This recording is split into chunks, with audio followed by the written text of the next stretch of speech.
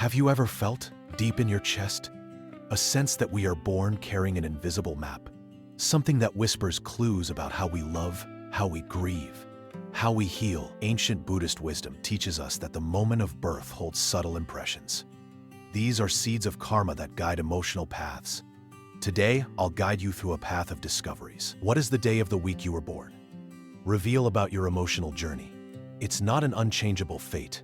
It's an invitation, a gentle mirror that points to tendencies, wounds, and healing possibilities. Take a deep breath. Let this idea bloom inside you. Imagine each day of the week brings a distinct tone. It's like a musical note that vibrates in the fabric of your sensitivity. These tones don't rule everything, but they illuminate repeated patterns, reactions, fears, desires, ways of loving. From a Buddhist perspective, recognizing these patterns is the first step to awakening. It's not about judging, it's about observing with compassionate curiosity. When you know the melody underlying your emotions, it's easier to respond to life with presence, instead of reacting on autopilot. That's the invitation I make now. Welcome it, without haste. The reflection of the day that received you. Holding this idea with tenderness is essential. Instead of rigid labels, let's think in images that speak directly to the body and heart. For each day of the week, we choose a symbol, not as a sentence, but as a travel companion. It reveals points of support and areas of growth. Buddhist wisdom values such metaphors. They help the mind see beyond the literal. They touch what is subtle. Allow yourself to receive these images as gifts, useful, enriching, and transformative when applied with intention and loving discipline. Let's begin with Monday, the day that carries the energy of withdrawal and intimacy. People born on a Monday have a deep heart. They tend toward care and sensitivity. Like the moon that quiets the sea, they have a capacity to nurture and feel intensely. In the emotional journey, this translates to great empathy, the ability to tune into others' pains, but also vulnerability to overload. The Buddhist teaching here is clear. Cultivate boundaries with compassion. Learning to protect your own space without closing off is part of the path. For those marked by Monday, the practice of metta-loving-kindness meditation is a subtle and powerful remedy. Start by dedicating a few minutes at the day's awakening. Say simple phrases. May you be at peace. May you be well. Then, expand that intention to loved ones, then to neutrals, and finally to those who bother you. This exercise strengthens the heart. It prevents empathy from becoming a burden. Also, conscious breathing and small self-care rituals help create a safe base. There, sensitivity can flourish without getting lost. Tuesday carries a more ardent pulse. Impulse, action, courage. Those born on a Tuesday tend to have passionate reactions.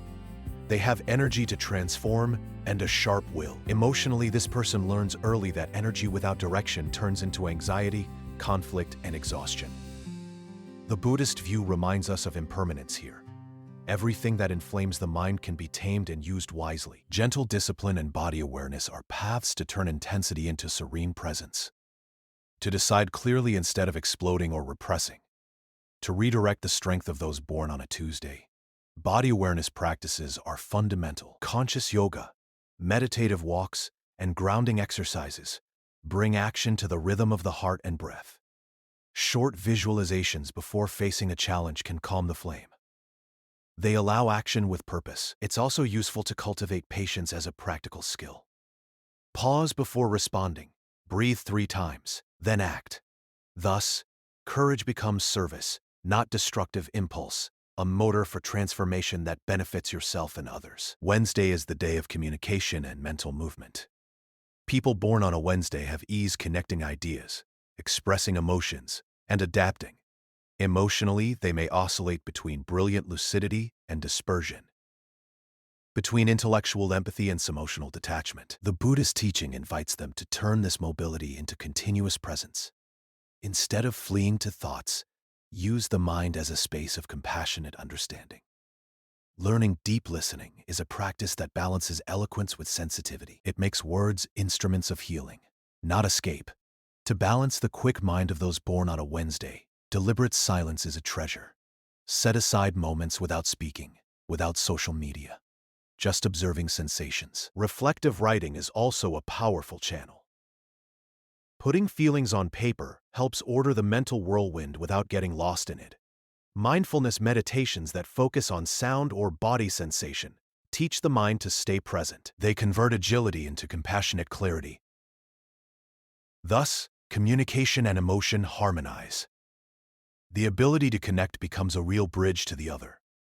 Thursday brings an inclination toward broad vision, generosity, and a search for meaning. Those born on a Thursday usually have expansive hearts and noble ambitions. Their emotional challenge is not to forget themselves while helping and inspiring others.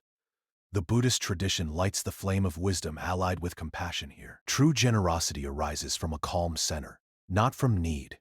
Developing discernment about where to invest energy and when to say no is a spiritual practice. It's as important as any alms or teaching. Practices for those with Thursday as their birthmark include contemplations on interdependence and purpose. Set aside time to reflect on what truly nourishes you. Which actions, relationships, and projects feed your soul. Aligning intentions with action reduces the tendency to scatter in noble causes that end up draining your vitality. Meditations that explore the nature of giving and receiving, paired with gratitude practices, strengthen a sense of mission. It's sustainable because it springs from the firm ground of self-care. Friday vibrates with the appeal of affection, beauty, and emotional connection. People born on a Friday have immense talent for creating harmony and enjoying life in its delicate forms. Emotionally, they may fall into dependence on others for validation or fear of losing the charm. The Buddhist proposal for these lives is to cultivate loving presence without attachment, learn to appreciate beauty without clinging, to love without trying to possess. The practice of continuous appreciation turns encounters into celebrations free of possessiveness. For those born on a Friday, developing emotional autonomy is as essential as celebrating connection. Rituals that nourish the relationship with yourself, like artistic self-care, time in nature, body practices that celebrate simple pleasure help strengthen the sense of self-sufficiency. Tonglen meditation, which exchanges pain and relief through breath, is also powerful. By practicing receiving others' suffering and sending compassion, the person learns to love without losing themselves. They find balance between giving and preserving. Saturday has a more grave and concentrated tone.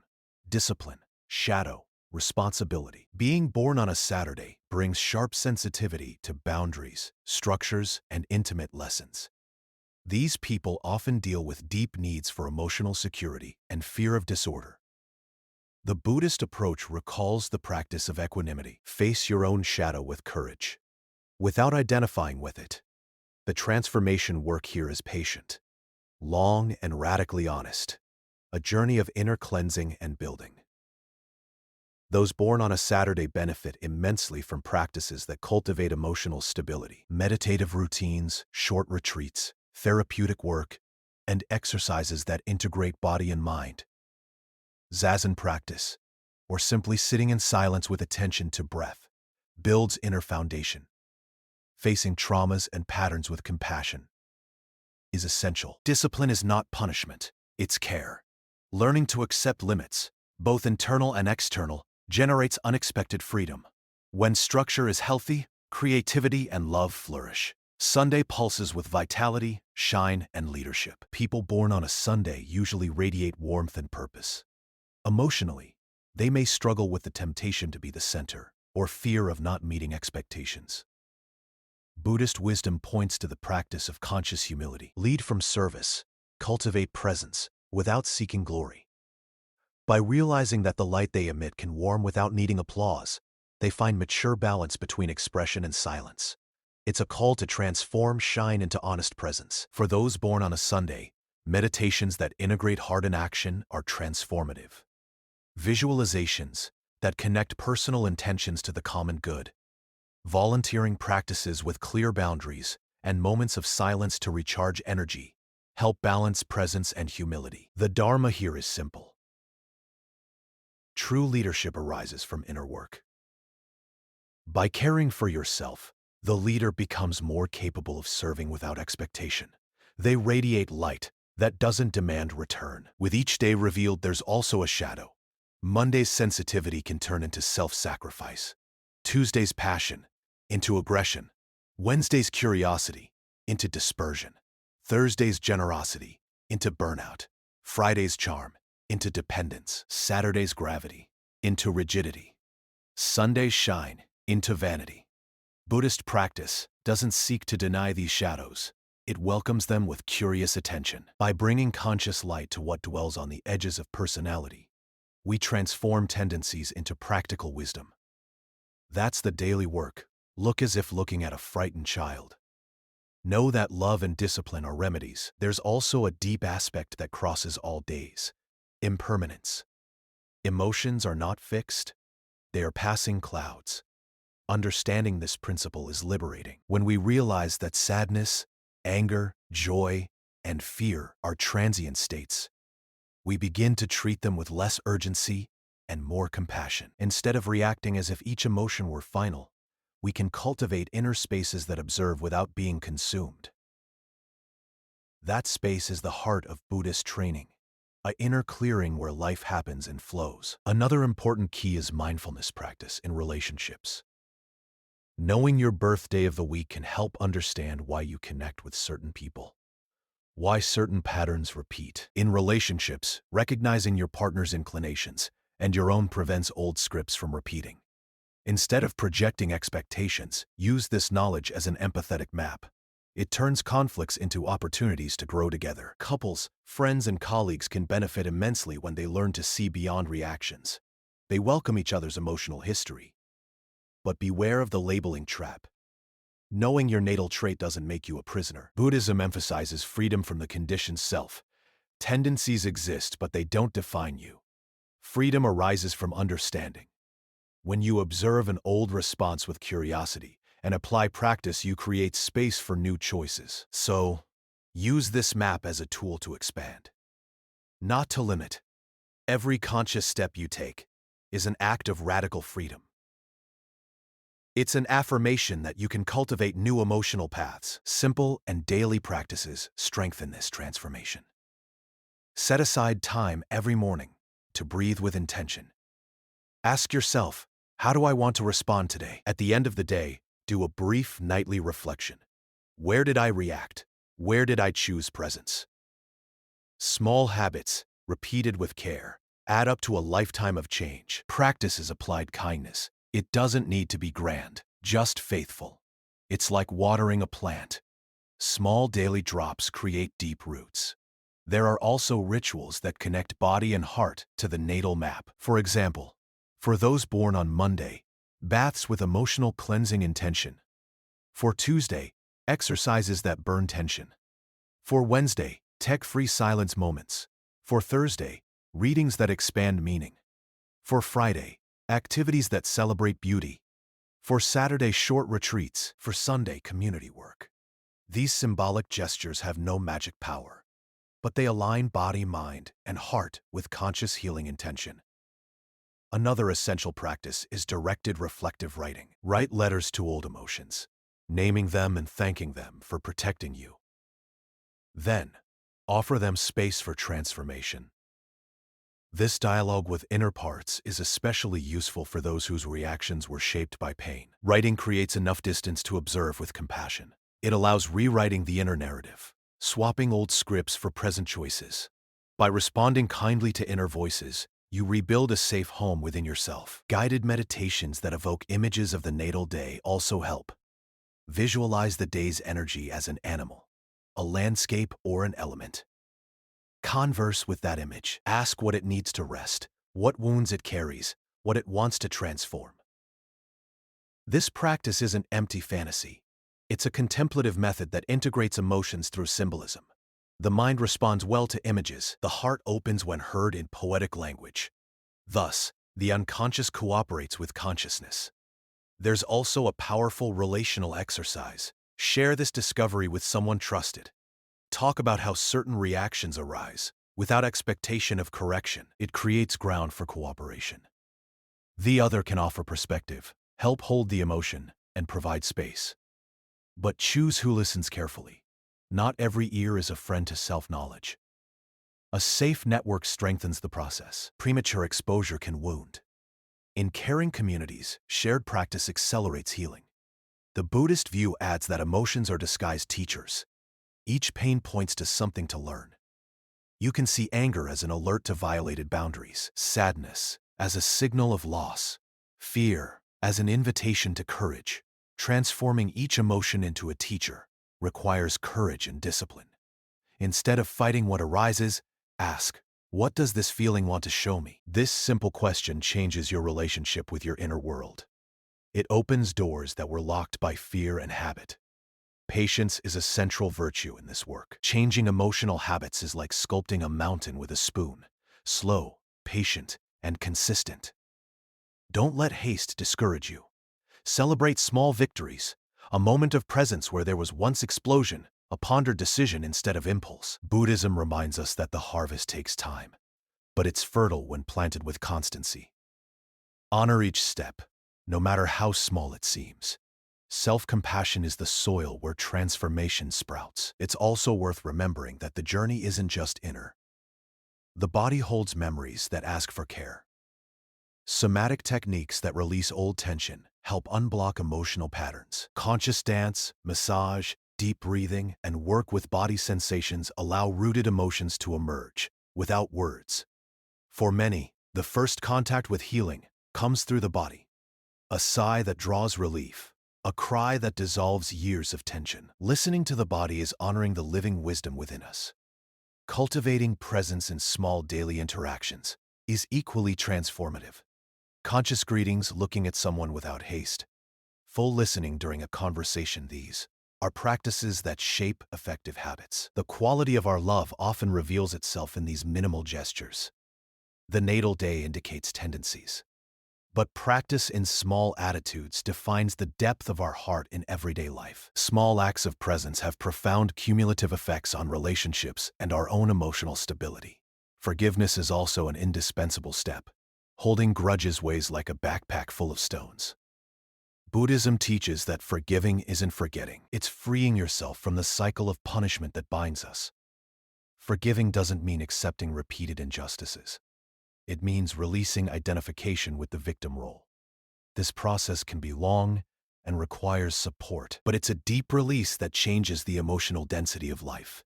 When you forgive, you create space for joy to return. Integrating compassion into the routine is another pillar. Not just compassion for others, but for yourself, especially when you fail. The emotional path is marked by stumbles. What matters is the ability to rise with gentleness. Practices like self-compassion and affectionate inner dialogue are weapons against perfectionism and criticism that erode. Treat yourself as you would a dear friend who suffers, with tenderness, patience, and encouragement. It's also useful to remember that emotional growth doesn't negate healthy boundaries. True compassion sets limits when necessary. Sensitive people, leaders, and healers often need to learn to say no without guilt. Buddhist wisdom encourages balance. Care for the other without losing sight of your own need. A limit isn't coldness, it's pragmatic love. Protecting your energy is an act of responsibility to yourself and to those who depend on you.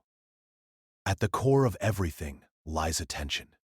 Emotional life flourishes when observed with non-judging eyes. Attention is the fertile soil where transformation happens. Developing it requires daily practice, short meditations throughout the day, inner check-ins, and a gentle return to the body whenever the mind wanders. Gradually, reacting loses priority. Responding with presence becomes the new norm. That's the sign of emotional maturity. The ability to remain loving even when life provokes. Community also plays a role in this journey. Surrounding yourself with people who practice presence and emotional honesty creates a safe environment for growth. Practice centers, study groups, and true bonds provide mirrors and support. Sharing stumbles and learnings humanizes the path. Buddhism has always emphasized the importance of the Sangha, the spiritual community.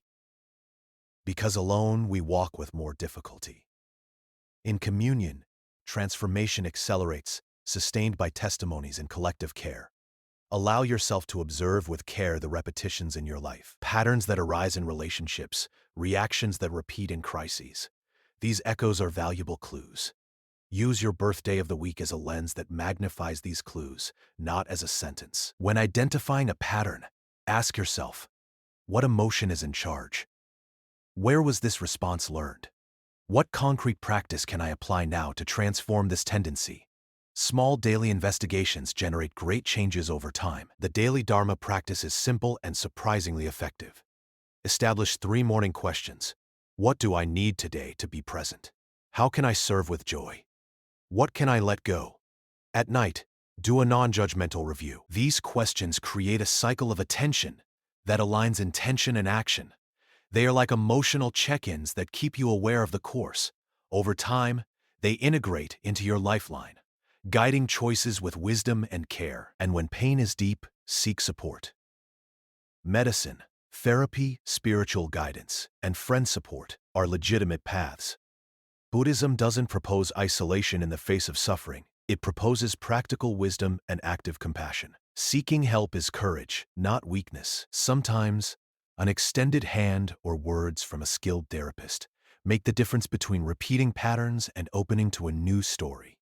Recognizing limits and seeking support is, in truth, an act of love. As you approach the end of this word journey, remember, the goal isn't to box people into days. It's to offer a magnifying glass, to explore the inner terrain. Knowing the day you were born can illuminate, but true change comes from commitment to daily presence. The road is long and generous. Each day offers opportunities to practice compassion, discernment, and attention. Use what you've learned as fuel for a more conscious life. I invite you now to a simple exercise. Close your eyes, breathe 3 times, and visualize the energy of the day you were born. Notice what sensations arise in the body. Without forcing, observe what this symbol awakens. Memories, sensations, images. Follow with curiosity and without haste. Then write 3 insights that emerged. This small rite is already an act of planting ideas that, with care, will grow into practical wisdom. Also, remember to celebrate transformations. When you respond with presence where you once reacted, when you choose compassion over criticism, celebrate. Celebration reinforces neural paths of kindness and resilience. Small victories deserve recognition. They are beacons that light the way. By celebrating, you strengthen trust in yourself. You invite the heart to stay open to learning. I close with a gentle reminder. Your tendencies don't need to be perfect to be loved. Buddhism teaches us to accept what is with tenderness and transform with loving discipline. The discovery of the natal day is a tool. What really matters is the daily work of awakening to life with clear eyes. Keep practicing. Keep observing. Let each emotion teach you without defining you. The path is long, but you don't need to walk it alone. Your steps today are already practice. Each welcomed breath, each word spoken with presence, each gently drawn boundary. All this composes the road. Trust the process and keep your heart open. The wisdom you seek isn't outside. It's in the small choices where you decide to respond differently. May the knowledge of the day you were born serve as a loving map, guiding your transformative steps. May self-compassion be the hand that guides you. And finally, hold this promise. Treat your emotional journey as sacred work, not because life demands perfection, but because your heart deserves care. Use compassion practices, meditation, and attention to transform tendencies into wisdom. Observe without haste, learn from the shadow, and celebrate the light. The day you were born is just the door. The house you build within is made of every attentive gesture. Every morning you choose to start conscious. Keep walking with courage and tenderness.